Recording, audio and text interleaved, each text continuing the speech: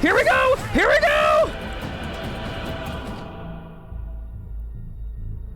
In 2015, Fatshark released Warhammer End Times Vermintide, setting a completely new stage for fans to experience the ultimate Warhammer Fantasy co-op adventure. My name is Joachim Zetterberg, and I'm the design director for Vermintide 2. In this video, I will quickly walk you through the past, present, and future of Warhammer Vermintide 2. Oh my god, this is so cool. I'm so excited. Since its release in 2018, Vermintide 2 continued to unfold the story of the End Times and engaged millions of players cross-platform.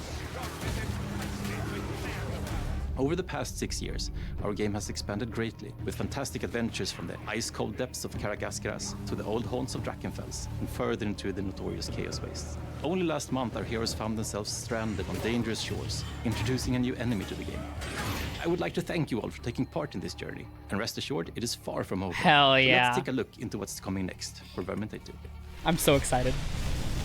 Starting today, you can play the in-game event Skulls for the Skull Throne, with challenges and rewards for heroes brave enough to face them. Together with the event, we have also released a big quality of life update for Chaos Waste, containing bug fixes, new weapon illusions, new boons, some Chest of Trials updates, and new weekly challenges. As for community requests, the Winds of Magic illusions will now also be available. Yes! Finally! Requested loadouts are at your disposal. Oh my So god. what does the future hold?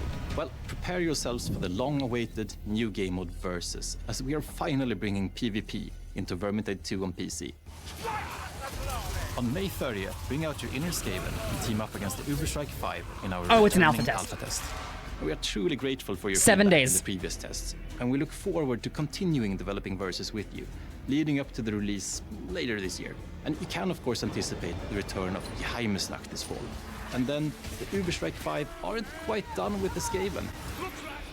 So as for when, I have to wait and see, but we can reveal that they will continue the journey in an all-new adventure, while of course wielding some new weapons. Ooh, so whether new you have been with us from the weapons. beginning or are just joining, the fight against the Paxton will continue. So on behalf of everyone at Fatshark, thank you for these past years. And remember to prepare yourselves for the battles yet to come. Okay, so not as much explicit like news as I was hoping for, but it is really cool that we're getting the next Versus alpha in a week. That's cool. I'm excited for that.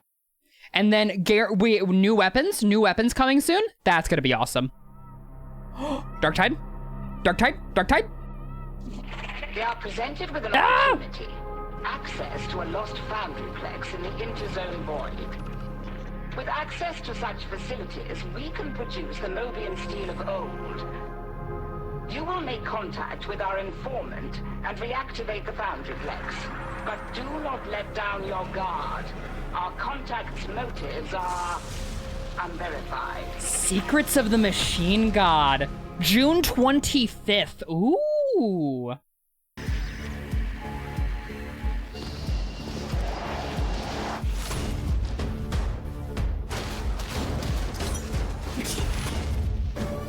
Tabletop? What?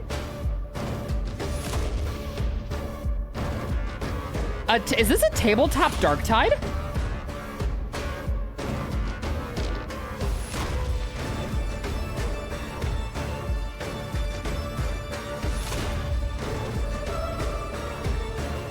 Wait.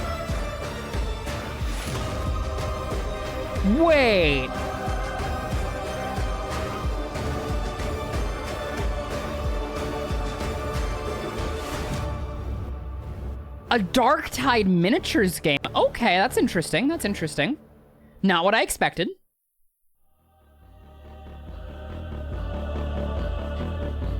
And a card game? Now, let's talk about the Tide games. I'm not gonna lie, I'm a little disappointed. We got really no new information that we didn't already know.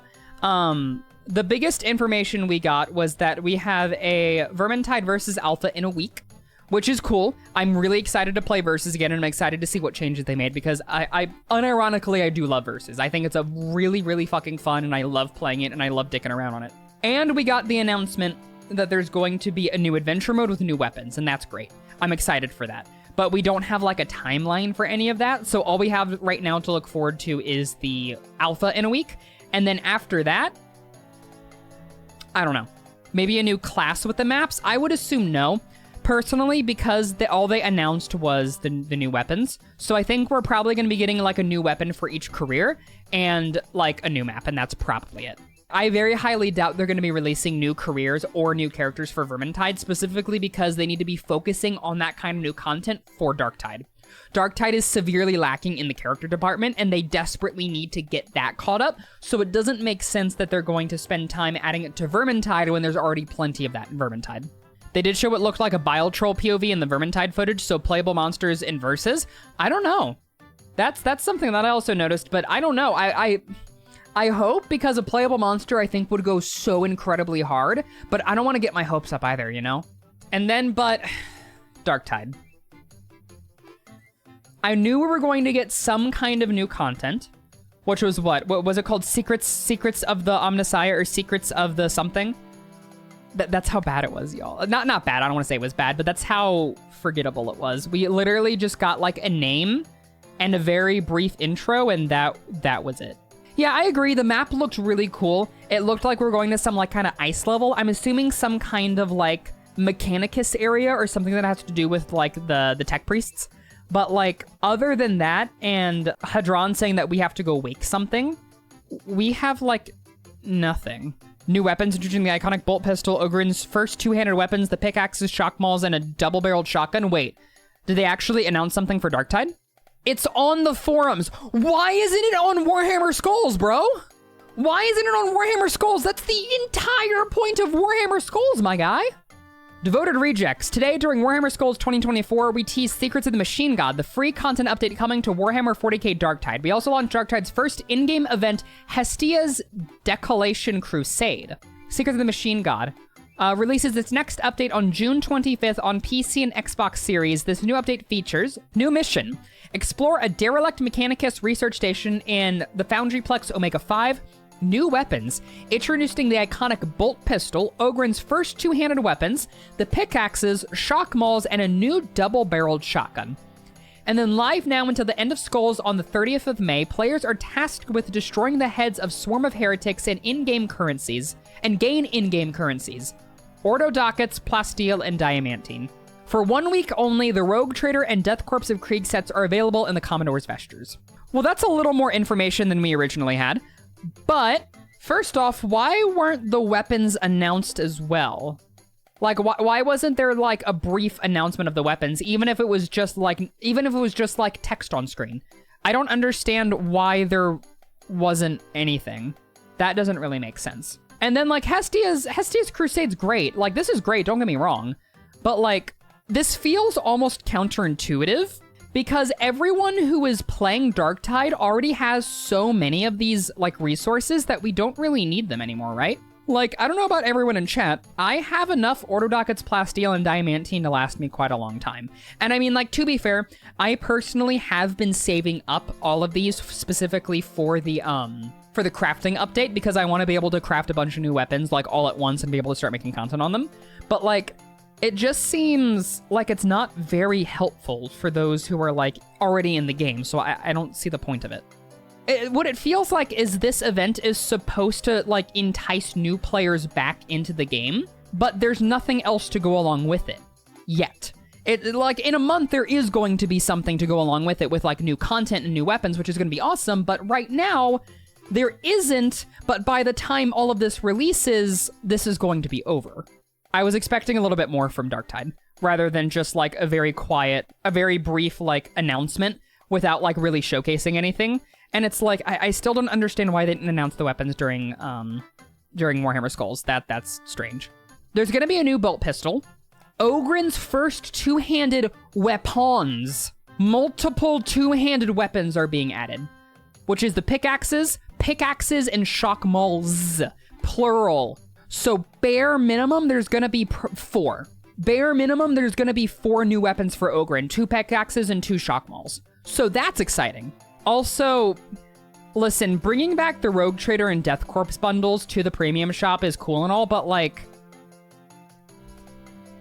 they should really just be in the shop always by default, period, end of story. This whole, like, FOMO thing's kind of weird, man. I don't like it. So this is like kind of whatever, but like cool for these things. Versus the returning alpha test coming May 30th. Heroes will be running a new alpha soon. The returning alpha test, or RAT for short. Hell yeah, we get some more rats. Thanks for all of your naming suggestions from the last dev blog. The RAT will be open to all owners of Vermintide 2 and it will run between May 30th and June 9th. Loadout system. The loadout system will see its own set of loadouts for Versus, since we expect that you'll need very different builds compared to Adventure Mode. The Versus version of the loadouts will also see each career having 2 base loadouts made by our devs.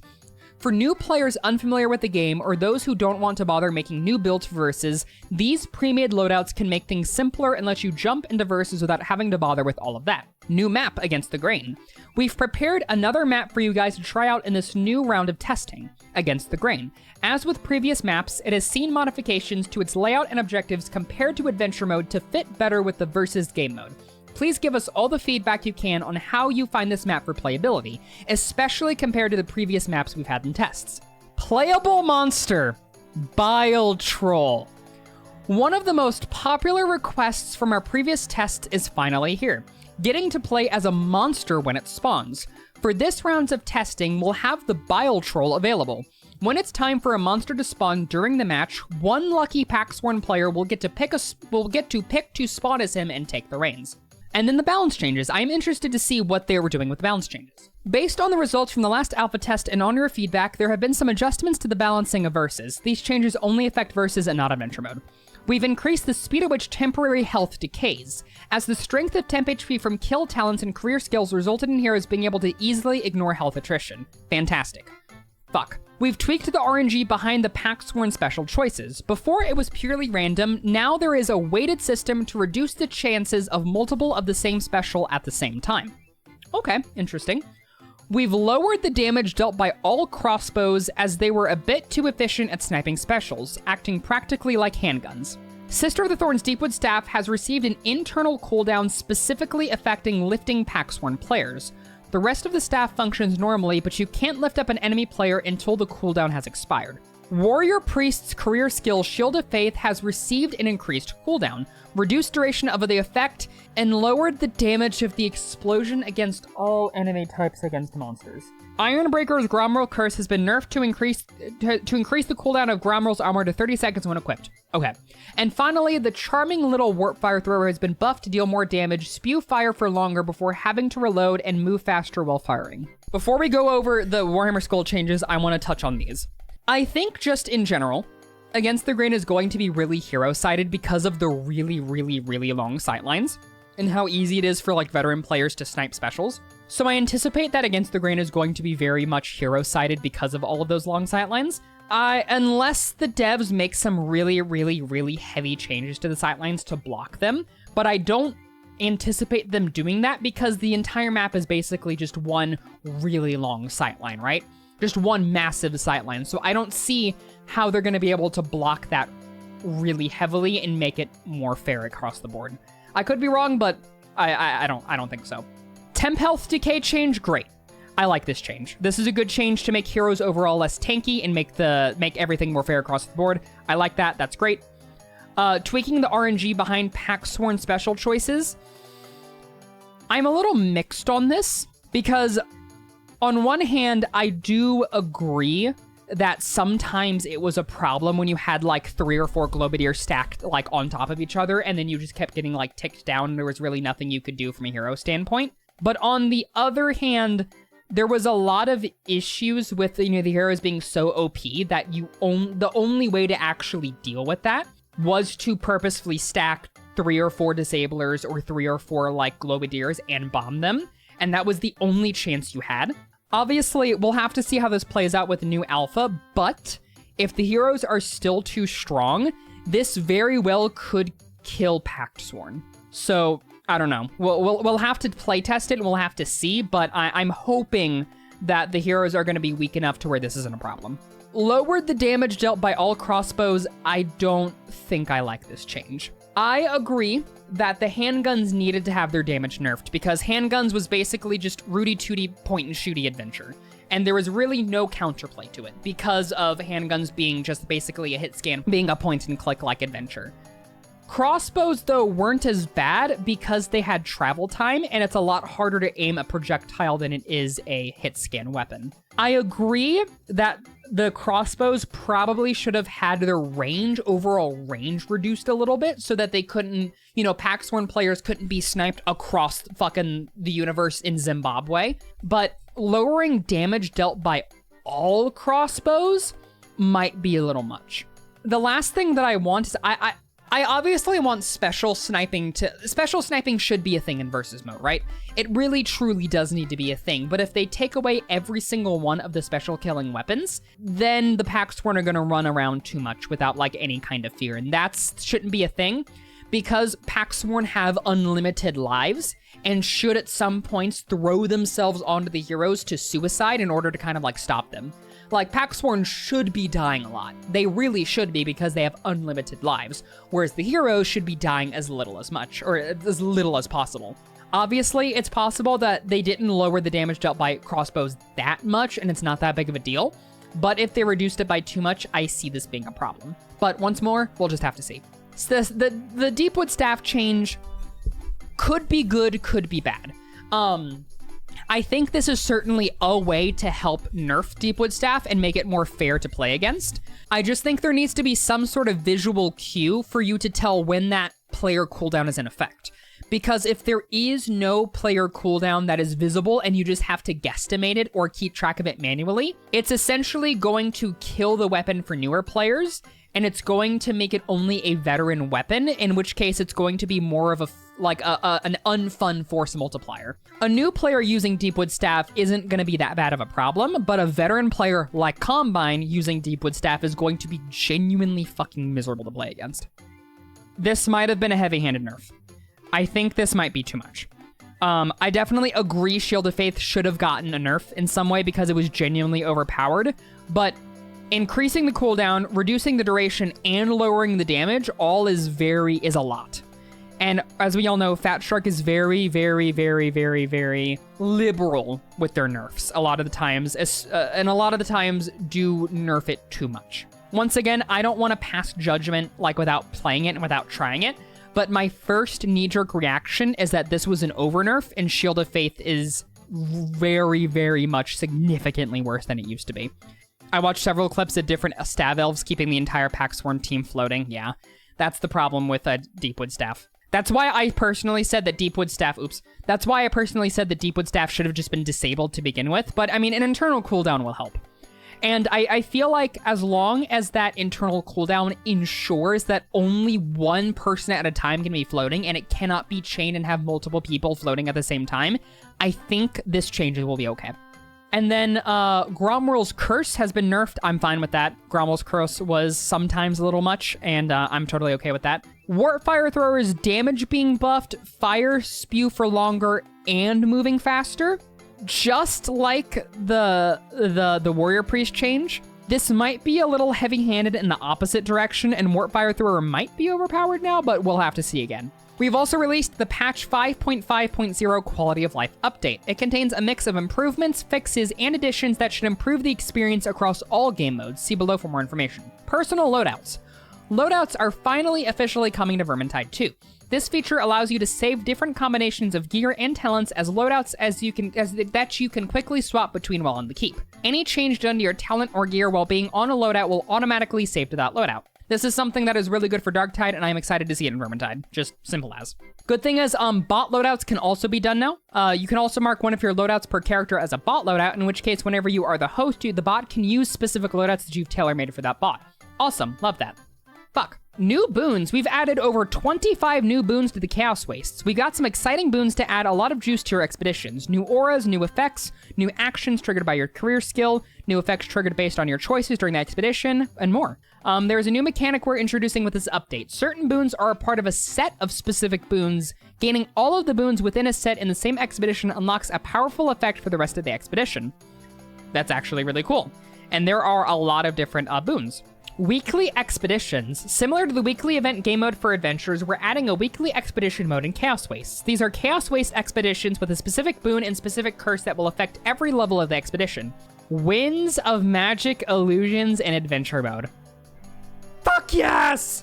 God, we have been asking for this for so long, and it's finally here. Let's go! Owners of the Winds of Magic expansion can now use the illusions from the Athanor weapons of the Weaves of Magic game mode and adventure mode. Simply unlock the weapon in the Athanor and you will have the new illusions unlocked for that weapon. We've made some changes to the game mode to tackle weaves. For starters, bots can now accompany you in public ranked weaves, which should help with the biggest blocker for those lacking a dedicated 4-man group. The second thing is that running out of time no longer ends the match prematurely. This is the second biggest issue we've seen that prevents players from properly engaging with the game mode. Running out of time still disqualifies your team from scoring for the leaderboards, but you can now still complete the match. Holy fuck. This is huge. This is absolutely massive. I cannot even begin to explain to you how big these changes are. Weaves are playable now. Weaves are genuinely, legitimately playable. You no longer have to speedrun. The biggest okay, so for those who haven't played Weaves, the biggest problem with Weaves was the fact that they were time-gated. The problem was that there were so many enemies on screen at once with so much health that it was physically impossible to kill every single enemy within the allotted time limit. So you had to purposefully speedrun the map and in some cases cheese the crap out of the map in order to succeed. But now, that's no longer a problem. Running out of time disqualifies you from the leaderboards, which, let's be real, no one gives a crap about. No one in this game, no one in this community cares about leaderboards, so that's a non-issue. You can still actually complete the weave, which means you get the completion for Akri's challenges, which means you can unlock the damn portraits for weaves. That's what everyone cares about. Nobody gives a flying crap about the leaderboards, but everyone gives a crap about the portraits, and you can still unlock those with this. That's huge. Weaves are playable. Oh my god.